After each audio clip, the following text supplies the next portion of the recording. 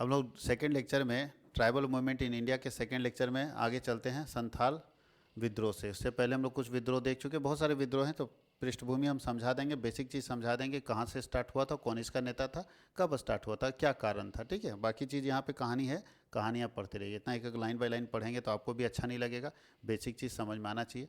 संथाल विद्रोह जो है वो हुआ था 1855 से 1856 में, और ये संथाल जनजाति के लोग किए थे। संथाल जनजाति लोग, जिसको आज संथाली बोलते हैं, तो संथाली लोगों का ये विद्रोह था। ठीक है, संथाल ट्राइबल एरिया में लोग ये विद्रोह किया था। और ये संथाली लोग कहाँ कहाँ थे, तो अभी के झारखंड, बंगाल और बिहार में संथाली लोगों की संख्या ज़्यादा है। उसके साथ बीरभूम पश्चिम बंगाल में पड़ता है, पूर्णिया झारखंड में पड़ता है, भागलपुर, अच्छा पूर्णिया बिहार में पड़ता है, भागलपुर बिहार में पड़ता है, और मैग्रे ये जगह पे सबसे ज़्यादा लोग जो है मुंगेर जिला में, ये सारे जिला में ये आंदोलन सबसे ज़्यादा फैला था, क्योंकि उस समय संथाली लोग यहाँ पे ज़्यादा बसते थे। क्या कारण था आंदोलन फैलने का? आंदोलन फैलने के कारण क्या थे? और याद रखिएगा, आंदोलन फैलने के सबसे बड़े कारण थे कि फिर वही आर्थिक शोषण और भूमि हस्तांतरण।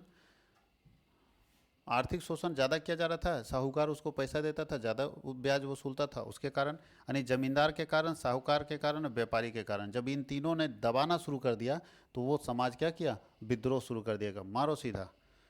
ठीक है, उसके बाद ऋण ज़्यादा लोन दे दिए, वो कर्ज के तले दब गया, उस दे नहीं पा रहा। जबरन मजदूरी कराना, जिसको बोलते बेगारी या बंधुआ मजदूरी कराना। जनजातीय स्वायत्तता का विनाश, बोला हमारे आज़ादी छीन रहे हो तुम, इसके लिए लड़ गए लोग। तो ये सब लड़ने के कारण थे। और क्या कारण थे? चौथा कारण था धार्मिक और सामाजिक लामबंदी। उसके लिए सिद्धू कान्हू जैसे नेता जो है संथाल विद्रोह के नेता थे, सिद्धू और कान्हू, सिद्धू मुर्मू और कान्हू मुर्मू, ये दोनों उसके नेता थे, और लामबंद शुरू कर दिया और विद्रोह शुरू कर दिया। अब विद्रोह के कारण क्या थे समझ में आ गया? 4 कारण थे विद्रोह के। विद्रोह के नेता समझ गए, सिद्धू कान्हू मुर्मू सबसे मेन नेता थे विद्रोह के। ठीक है, और ये विद्रोह शुरू हुआ था 1855 जून में। ठीक है, और ये विद्रोह जब शुरू हुआ तो मतलब साहूकार पर हमला करना शुरू, जमींदार पर हमला करना शुरू, अधिकारियों पर हमला करना शुरू, जो उस पर अत्याचार किया था। नहीं, जो अत्याचार करता था उस पर ये लोग हमला कर देता था, उसको मारना शुरू कर देता था, ताकि उन लोगों के मन में डर आ जाए। और संथाल हुल तेज़ी से फैल गया, संथाल आंदोलन बहुत तेज़ी से फैला, बड़ी मात्रा में संथाली लोग इस विद्रोह में भाग लिया, और संथाल बलों ने कई हमले किए, जिससे ब्रिटिश सेना को बहुत नुकसान हुई। बोलता है इसका ब्रिटिश प्रतिक्रिया क्या हुआ, मतलब अंग्रेज लोग क्या इसका रिस्पॉन्स दिया? तो अंग्रेज बोलता है शुरुआत में तो अंग्रेज को झटके ज़बरदस्त लगे, खूब नुकसान हुआ, लेकिन बाद में अंग्रेज अब सेना बुलाया, और सेना बुला के देखो सेना अभियान चला दिया। और उसमें जो लीडर थे वो मेजर BM कैंपेबल थे। वो उनके नेतृत्व में जब सेना घुसी और सब लोगों को मारना शुरू कर दिया, तो लोग क्रूर भी था ना, किसी का घर जला दिया, किसी का कुछ कर दिया। तो ऐसे में ये लोग, और सिद्धू कान्हू को पकड़ लिया और पकड़ के फिर सज़ा दे दिया, फांसी की सज़ा अंग्रेज़ों ने 1856 में ही पकड़ लिया था, और उसे फांसी की सज़ा दोनों लोगों को दे दिया गया था, और इस विद्रोह का अंत हो गया वहीं पे। उसके बाद जो विद्रोह है वह खोड़ विद्रोह समझते हैं। खोड़ विद्रोह 1837 से लेकर 1856 में हुआ था। ये हुआ था खोड़ ट्राइब, यानी खोड़ आदिवासी समुदाय के द्वारा। खास करके इसका जो रीजन था वो झारखंड ही था। झारखंड में खोड़ बहुत कम है, उड़ीसा में है, आंध्र प्रदेश में और छत्तीसगढ़ में। इस 3 जगह पे ऐसे खोड़ संप्रदाय, आदिवासी संप्रदाय के लोग हैं जिन्होंने जमींदारी, वही सेम चीज़, विद्रोह का एक ही कारण, जमींदारी प्रथा के कारण और महाजन सिस्टम के कारण, जो सूद पर पैसा लगाता था, और अंग्रेजों के दमनकारी नीतियों के कारण विद्रोह इतने सारे हुए हैं। सबका एक ही चीज़ है बस, और कुछ नहीं। देखिए क्यों हुआ था, तो बोलता भूमि अधिग्रहण और आर्थिक शोषण, जमींदारी सिस्टम के कारण ये लोग विद्रोह कर दिया था। सांस्कृतिक और धार्मिक प्रभाव के कारण, कि मेरा संस्कृति के साथ छेड़छाड़ नहीं करोगे, मार देंगे सीधा। एक्सप्लॉयटेशन ऑफ लोकल रूल्स, स्थानीय शासकों और व्यापारियों द्वारा शोषण होता था बार बार, तो उसके खिलाफ जहाँ इनको दबाया गया, ये लोग एकदम जोरदार है ना प्रतिरोध किया है। और औपनिवेशिक प्राधिकरण की अवहेलना कर दिया, कि भाई बाहर का आदमी हमारे देश में, हमारे जगह पे नहीं आएगा। ठीक है, इसका विद्रोह, तो इसका विद्रोह हुआ था 1837 से 1845 तक चला। खोड़ों ने पहली बार 1830 के दशक के अंत में ब्रिटिश शासन का विरोध करना शुरू कर दिया, जब उन्हें ऐसा करों का भुगतान करने के लिए मजबूर किया गया जो वे वहन नहीं कर सकते, मतलब ज़्यादा टैक्स उससे वसूला गया। अब वो दे ही नहीं सकता था, तो क्या करेगा लास्ट में? अब बताइए, खूब दबाव बनाइएगा, हम नहीं दे सकते हैं, और बार बार आप दबाव बनाइएगा तो क्या कर सकता है? विद्रोह कर सकते हैं। और विद्रोह में सबसे बड़े नेता थे राजा रघुनाथ, सबसे बड़ा नेता थे खोड़ विद्रोह के। उसके बाद तोरल सिंह दूसरे नेता थे खोड़ विद्रोह के। ठीक है, ये सब बहुत सारे नेता थे, गंजम, बहुत सारे नेता थे जो खोड़ विद्रोह के किए। बोलते मानव बलि अनुष्ठान ये लोग करता था, मतलब खोड़ प्रतिरोध की एक अनूठी विशेषता थी कि उनके एक धार्मिक अनुष्ठान थे जिनमें मेरिया बलि की प्रथा भी शामिल है, जहां खोड़ों ने अपने देवता को प्रसन्न करने के लिए एक मानव की बलि देते थे, और यह प्रथा उसकी आस्था प्रणाली के साथ गहराई से जुड़ी हुई थी। एक आदमी का बलि देता था ये लोग विरोध किया था जब ईसाई मिशनरी आया था, तो बहुत निंदा किया था कि ईसाई मिशनरी को नहीं आना चाहिए यहाँ पे। विरोध कैसे बढ़ा, तो विरोध बढ़ने के बहुत सारे कारण थे। विरोध शुरुआत में अपने चरण पे जैसे था ही विरोध अपना कर ही रहा था, लेकिन ब्रिटिश सेना जो उसके खिलाफ लड़ गई, और ब्रिटिश सेना ज़बरदस्त प्रहार कर दी, ज़बरदस्त तरीके से लड़ाई शुरू कर दी, और ये विद्रोह और बढ़ना शुरू हो गया। लेकिन फिर वही है कि ब्रिटिश सेना इस पर काबू पा लिया, क्योंकि हमारे पास क्या था, हमारे पास तीर धनुष भाला है, उसके पास बंदूक था, तो फिर वहाँ पे ब्रिटिश सेना जो है इसको कंट्रोल कर लिया।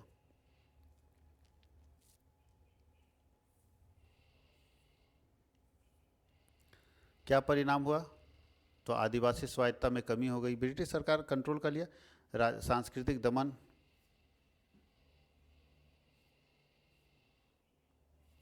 खोड़ के बाद अगला विद्रोह हम लोगों का है कोया विद्रोह। कोया विद्रोह, तो कोया विद्रोह 1860 से 1920 में चला था, और ये खास करके फिर वही आंध्र प्रदेश, तेलंगाना और उड़ीसा में, क्योंकि इधर कोया जनजाति झारखंड में नहीं के बराबर है, ठीक है, तो कोया विद्रोह वहाँ चला था। इसका फिर वही चीज़ है, भूमि अलगाव और आर्थिक शोषण कारण था। आप शॉर्ट में इसको लिख सकते हैं, जबरन बेगारी और श्रम शोषणकारी नीति थी, सांस्कृतिक और धार्मिक विघटन था। आप लोग गौर करें, सारे विद्रोह के कारण एक ही हैं, ब्रिटिश शासन का प्रतिरोध, सारे विद्रोह के कारण एक ही हैं, ठीक है, अलग अलग नहीं है। पहला विद्रोह 1860 से 1870 में चला गया था, जिसमें सबसे मेन था जो कोया विद्रोह था, उसमें सबसे मेन नेता कौन थे, तो यहाँ स्थानीय नेता थे, लोकल नेताओं के विरुद्ध जो है वो विद्रोह किया गया था, और इसके सबसे बड़े नेता जो थे उनका नाम था, आगे होगा नेता,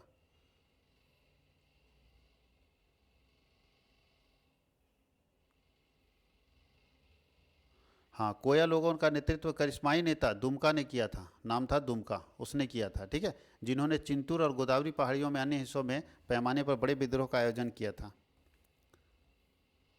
कोय का तीसरा विद्रोह भी हुआ था, तीसरा चरण जो कोय का हुआ था, जिसमें आर्थिक स्थिति खराब होने का कारण, मतलब कोई विद्रोह जब हुआ तो उनके पास पैसे की दिक्कत के कारण वो विद्रोह धीरे धीरे दबा दिया गया, और इसमें फिर कूदे कौन, जलगम वेनगल राव, ये सब लोग इसमें कूदे, और कोई विद्रोह जो है और फेमस होना शुरू हो गया। और लास्ट में फिर बता रहे हैं कि कोई विद्रोह अंग्रेजों के साथ टकराया होगा और फिर अंग्रेज उसको दबा दिया होगा, ठीक है। तो अब हम चलते हैं अगले विद्रोह की तरफ। कोई विद्रोह के बाद ये सब पढ़ना आपको। भील विद्रोह हुआ था, भील समुदाय के लोग विद्रोह किया था, और खास करके भील समुदाय के लोग कहाँ है, वेस्टर्न और सेंट्रल पार्ट ऑफ इंडिया में, जिसमें मध्य प्रदेश है, गुजरात है, महाराष्ट्र और राजस्थान में, यहाँ पे भील प्रजाति के लोग हैं, इन्होंने विद्रोह शुरू कर दिया। ये इनका भी विद्रोह का कारण वही होगा, ठीक है, भील प्रजाति के विद्रोह का कारण वही होगा, ब्रिटिश शासन से असंतोष, इसके कारण विद्रोह हुआ था। दूसरा, भूमि अलगाव और आर्थिक शोषण के कारण विद्रोह हो गया था।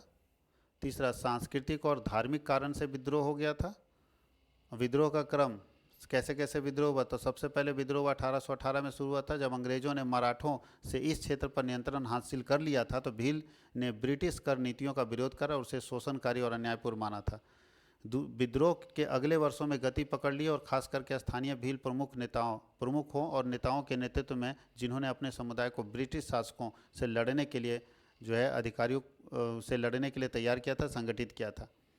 इसमें मतलब भील आदिवासी समुदाय तो था ही, और नन भील आदिवासी समुदाय, गैर आदिवासी संप्रदाय भी निशाने पर लाए गए। तो भील क्या करता था, गुरिल्ला युद्ध लड़ता था, जो आदिवासियों का सबसे प्रमुख युद्ध तरीका है, गुरिल्ला, छिप छिप के वार करना, ठीक है, एक जगह से वार नहीं करना, सामने सामने ये लोग लड़ता नहीं है, ये लोग हमेशा छिप के वार करने का विश्वास करता है। ब्रिटिश का क्या प्रतिक्रिया हुआ, अंग्रेज का वही प्रतिक्रिया होगा कि लड़ा और फिर इस आंदोलन को दबा दिया गया, वही तो आंदोलन है। एक ही चीज़ मिलेगा कि ब्रिटिश क्या किया, तो लड़ाई किया, और इसको आंदोलन को क्या किया, दबा दिया। और एक आंदोलन हम लोगों को और पढ़ना है इसके बाद, एक दो आंदोलन। कोली आंदोलन, कोली विद्रोह पढ़ना। कोली विद्रोह कब हुआ था, तो कोली विद्रोह हुआ था 19वीं शताब्दी के दौरान, भारत में कोली जनजाति के लोगों ने किया था, नहीं जो जनजाति के लोग विद्रोह किया था वही कोली विद्रोह है। यहाँ ये विद्रोह गुजरात, महाराष्ट्र, राजस्थान के कुछ हिस्सों में, क्योंकि कोली जनजाति वहीं पे स्थापित है, हमारे यहाँ नहीं है। इसके कारण क्या थे, ये 1829 में स्टार्ट हुआ था, इसके कारण क्या थे, तो देख लीजिए कोली विद्रोह के कारण फिर वही क्या क्या कारण हो सकते हैं बताइए? जमींदारी प्रथा से परेशान, सूदखोरी से परेशान, अंग्रेजों की दमनकारी नीति से परेशान, और हमारे अपने सामाजिक और संस्कृति के छेड़छाड़ से परेशान। तो इन सब से परेशान होने के बाद ही ये लोग अपना आंदोलन शुरू कर दिया। तो कोली प्रजाति के लोग अपना आंदोलन इसलिए शुरू कर दिया था क्योंकि इन सब परिस्थितियों से ये परेशान हो चुके थे।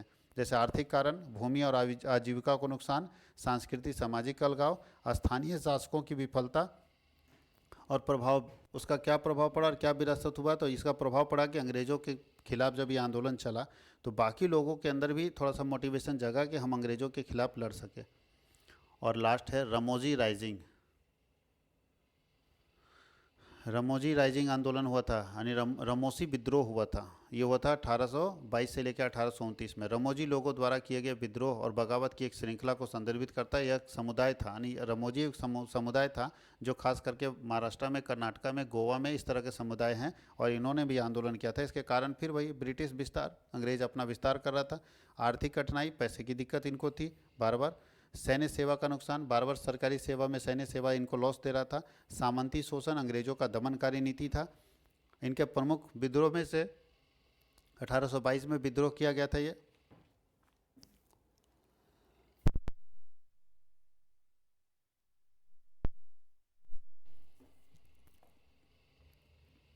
बाकी पढ़ने को आप पूरा देखिए।